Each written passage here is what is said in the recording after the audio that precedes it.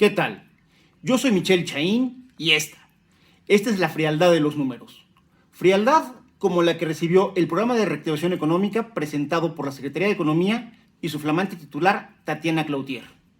Y es que hay que recordar que cuando salió la doctora Graciela Márquez, Tatiana Cloutier entró con una polémica respecto a su falta de credenciales para el sector, pero desde luego poniendo por delante su afinidad al régimen y sobre todo la confianza que le ha depositado el presidente. Y la verdad es que el tema que tienen, sobre todo en temas de reactivación, no es algo sencillo.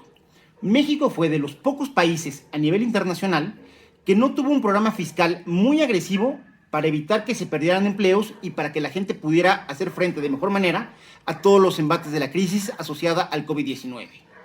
Esto que se enmarcó en su momento como parte de la austeridad republicana, que es una austeridad, digamos, malentendida, dado el entorno actual, donde lo que es más importante es reactivar la economía, es, digamos, la papa caliente que actualmente está enfrentando y con la que debuta en sociedad, por llamarle de alguna manera, la secretaria Cloutier.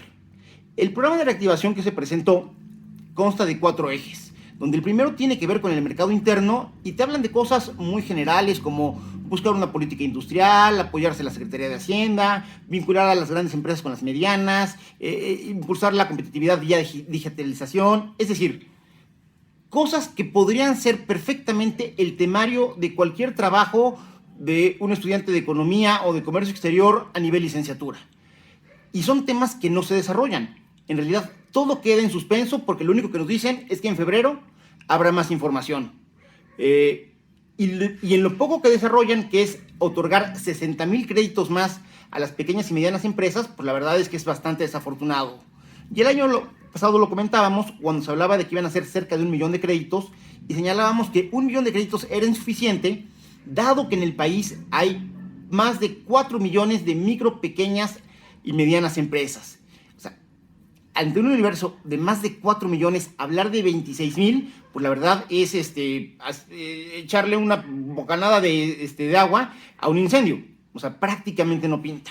El segundo de los ejes, la verdad es que no es más afortunado. Habla de fomento y facilitación de la inversión, hablando de temas como agilización de trámites, atracción de inversiones pues, prácticamente por decreto, fomentar inversión, ocupar plataformas ya existentes como Data México, Exporta México y Mercado Solidario. Curiosamente lo mencionan al INEGI, que es una institución mucho más sólida y quien genera la información. Hablan de trabajar con otras secretarías como la SEDATU para empoderar a los municipios y que ellos también puedan tener actividades de fomento y trabajar con las cámaras empresariales. Sin embargo, se les olvida que la caída brutal que hemos tenido en términos de inversiones productivas tiene que ver no con factores de tramitología, que siempre serán importantes, o si trabajamos o no con la SEDATU o ocupamos tal o cual plataforma. Tiene que ver con una crisis de confianza generada desde el gobierno federal que ha hecho que México salga del radar de los inversionistas y que en ese sentido, mientras no se resuelva, todo lo que se diga de inversión, de atracción de inversiones, en realidad, en el mejor de los casos, son buenos deseos. En el tema del comercio internacional, que es el tercero de los ejes, hablan de promoción, de acuerdos comerciales, de incrementar exportaciones, de defender los intereses comerciales de México y de buscar otros mercados. Lo cual se da en un entorno de crisis donde la verdad es que el resto del mundo, a lo mejor con caídas no tan importantes como las de México, pero salvo China, el resto de los países en 2020 tuvo números negativos y apenas están viendo el tema de su recuperación. Aunque aquí subyace la apuesta de facto por parte del gobierno federal de buscar que los Estados Unidos sean quienes, vía su recuperación y vía el sector exportador, puedan jalar a México, sacarlo del bache y de esta manera que hay una reactivación económica, digámosle, a costillas de los Estados Unidos.